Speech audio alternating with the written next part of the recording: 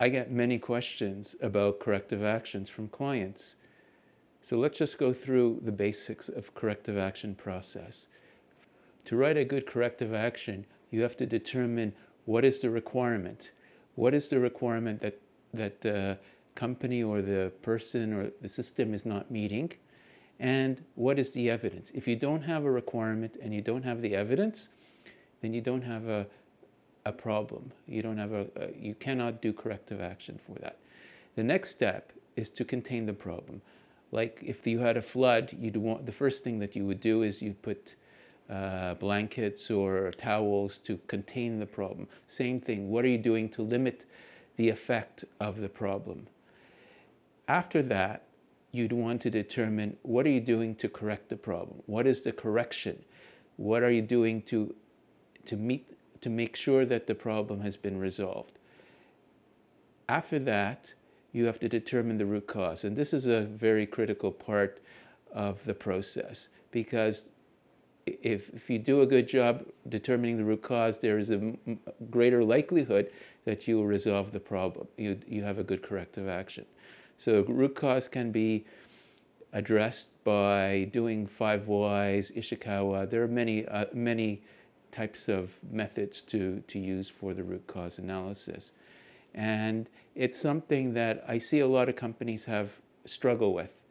So one of the things that they tend to do is they kind of say, well, the root cause is human error, or the root cause is lack of training.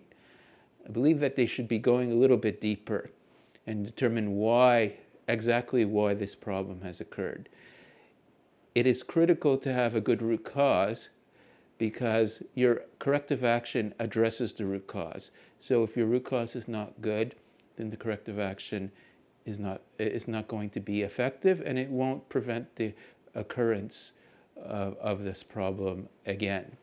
So the corrective action is you want to determine the action plan, and you want to give a timeline of when you're going to do it, and you want to make sure that the action plan addresses the root cause. The correction should address the problem. The corrective action plan should address the root cause. After you've done that, you have to verify if it's effective. Because why are we doing corrective action?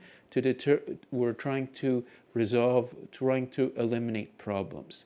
And we only could eliminate it by determining the root cause. So we want to verify and come up with a verification plan that will allow us to ensure that the problem has not recurred.